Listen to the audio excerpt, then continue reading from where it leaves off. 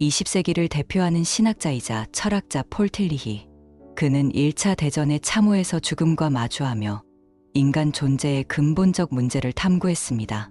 오늘은 그의 목소리로 외로움과 진정한 관계에 대한 깊은 통찰을 들어보겠습니다. 틸리히는 영원한 지금이라는 책에서 이렇게 말했습니다. 외로움은 고독을 견딜 수 있는 사람들에 의해서만 정복될 수 있다. 그리고 외로움을 견딜 수 있는 사람만이 진정한 교제를 할 수 있다고도 했죠. 이 말을 들으면 의아해할 것입니다. 외로운데 왜 더 혼자 있어야 하나? 외로우니까 사람들과 어울려야 하는 것 아닌가? 틸리히도 한때는 그렇게 생각했습니다. 그가 젊은 군목으로 1차 대전 참호에 있을 때였습니다. 수많은 병사들이 죽어가는 모습을 보면서 틸리히는 인간의 근본적인 외로움에 대해 깊이 생각하게 되었습니다. 참호에서 그는 이상한 현상을 목격했습니다. 수백 명의 병사들이 함께 있는데도 각자는 극도로 외로워했어요. 서로 어깨를 맞대고 있으면서도 말입니다. 어느 날 밤, 죽음을 앞둔 한 병사가 틸리히에게 말했습니다. 이렇게 많은 사람들과 함께 있는데도 왜 이렇게 혼자인 것 같을까요? 그 순간 틸리히는 깨달았습니다. 외로움이란 단순히 물리적으로 혼자 있는 상태가 아니라는 것을. 인간은 근본적으로 존재론적 외로움을 안고 살아갑니다. 이것은 몇 명과 함께 있든 얼마나 바쁘게 살든 사라지지 않는 외로움이에요. 왜냐하면 이것은 인간 존재 자체의 조건이기 때문입니다. 우리는 태어나면서부터 혼자이고 죽을 때도 혼자입니다. 그 누구도 완전히 나를 이해할 수 없고 완전히 나를 안을 수 없어요. 그래서 사람들은 이 외로움을 피하려고 합니다. 더 많은 사람들을 만나고 더 바쁘게 살고 더 많은 자극을 찾죠. 하지만 이것은 마치 바닥에 구멍이 뚫린 양동이에 물을 채우려는 것과 같습니다. 아무리 많은 사람들로 주변을 채워도 그 깊은 곳의 외로움은 사라지지 않아요. 현대 사회는 이런 피상적인 해결책들을 더욱 부추깁니다. 소셜 미디어, 온라인 커뮤니티, 끝없는 연결. 하지만 이런 것들은 오히려 우리를 더 외롭게 만들 수 있습니다. 수백 명과 연결되어 있지만 정작 깊은 차원에서 만나는 사람은 없거든요. 여기서 중요한 구분을 해야 합니다. 고독과 외로움은 다릅니다. 외로움은 우리가 피하고 싶어하는 고통이지만 고독은 우리가 받아들여야 할 실존의 조건입니다. 외로움은 결핍감에서 오는 것이고 고독은 존재 자체의 신비로움에서 오는 것이죠. 고독을 견딘다는 것은 자기 자신의 존재와 정면으로 마주하는 것입니다. 내가 누구인지, 무엇을 원하는지, 무엇을 두려워하는지를 외부의 소음 없이 들여다보는 것이죠. 이것은 쉽지 않습니다. 우리는 자기 자신과 마주하는 것을 두려워하거든요. 예를 들어, 여러분이 밤늦게 혼자 책상 앞에 앉아 있다고 생각해 보세요. 아무도 없고, 할 일도 없고, 그냥 자신과 함께 있는 그 순간. 많은 사람들이 이 순간을 견디지 못해 핸드폰을 들거나 TV를 켜거나 누군가에게 연락을 합니다. 그 정적이, 그 고요함이 불편하거든요. 하지만 그 불편함, 그 불안함이야말로 진정한 자아를 만나는 입구입니다. 틸리히가 존재의 용기라고 부른 것이 바로 이런 순간에 필요한 것입니다. 자기 자신의 존재를 있는 그대로 받아들이는 용기, 완전하지 않은 나를 사랑하는 용기 말이죠. 고독 속에서 우리는 자신의 진정한 모습을 발견합니다. 다른 사람들의 기대나 시선에 맞추지 않은 날 것 그대로의 자신을 만나게 되죠. 이것은 때로 당황스럽고 두렵습니다. 하지만 이 과정을 거쳐야만 진정한 자아를 찾을 수 있어요. 또한 고독은 우리에게 시간에 대한 새로운 경험을 줍니다. 평상시 우리는 시간을 소비하거나 활용하는 것으로 생각하죠. 하지만 고독 속에서는 시간이 흘러가는 것이 아니라 머물러 있는 것을 경험합니다.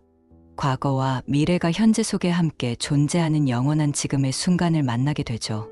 이제 왜 고독을 견딜 수 있는 사람만이 진정한 교제를 할 수 있는지 설명해 드리겠습니다.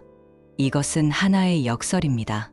고독을 견디지 못하는 사람은 다른 사람을 만날 때 필요 때문에 만납니다. 내 외로움을 채워달라는 필요, 내 불안을 달래달라는 필요 말입니다. 이런 만남에서 상대방은 더 이상 고유한 존재가 아니라 내 필요를 충족시켜주는 수단이 되어버립니다. 상대방을 있는 그대로 보는 것이 아니라 내게 필요한 것을 제공해주는 역할로만 바라보게 되죠. 이것은 진정한 만남이 아닙니다. 하지만 자신의 고독을 받아들인 사람은 다릅니다.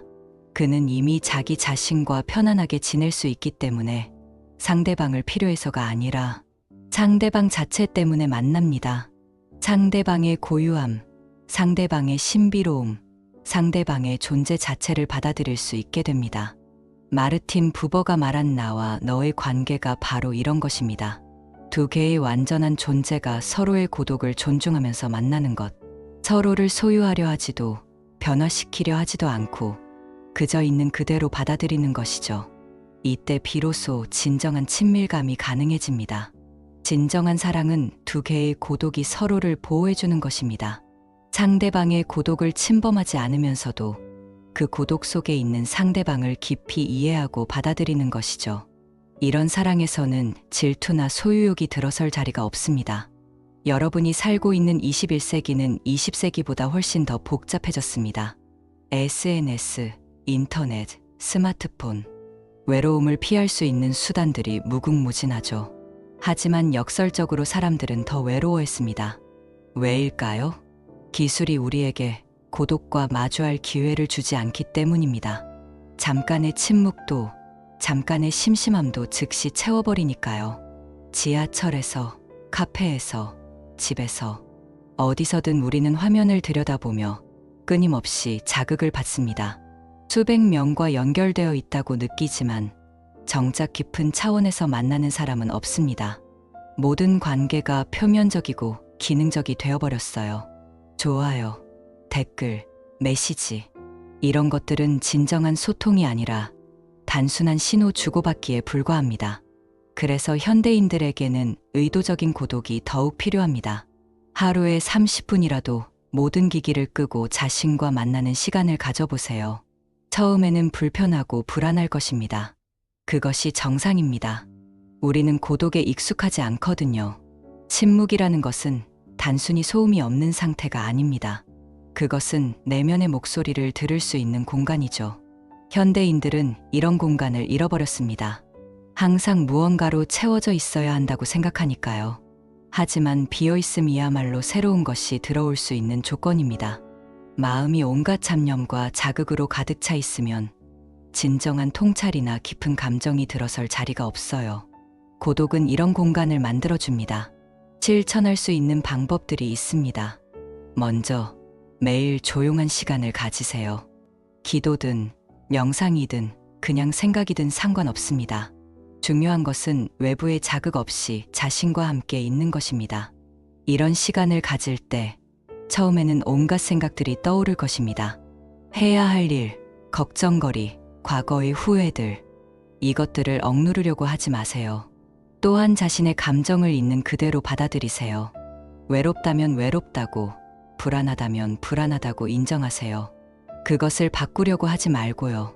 많은 사람들이 감정을 좋은 것과 나쁜 것으로 구분합니다. 하지만 모든 감정은 우리 존재의 일부입니다. 그리고 다른 사람과의 관계에서 필요보다는 감사에 집중하세요.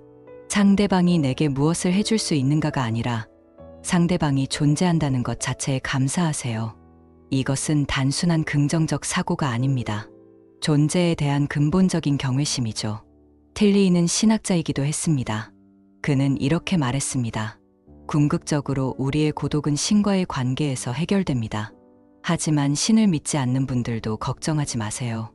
존재 자체와의 관계, 생명 자체와의 관계에서도 같은 평안을 찾을 수 있습니다. 여기서 신이란 인격적인 존재라기보다는 존재의 근거 자체를 의미합니다. 우리가 존재할 수 있게 하는 그 근본적인 힘, 생명을 가능하게 하는 그 신비로운 에너지 말이죠.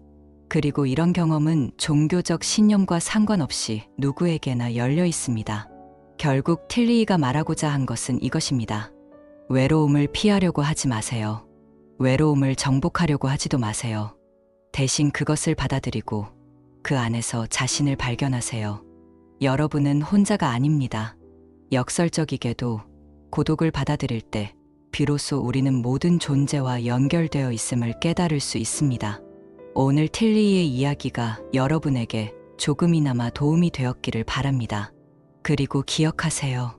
진정한 교제는 두 개의 고독이 서로를 존중하며 만나는 것에서 시작됩니다. 고독을 두려워하지 마세요. 그것이 바로 여러분을 더 깊은 관계로 이끌어줄 문이 될 것입니다.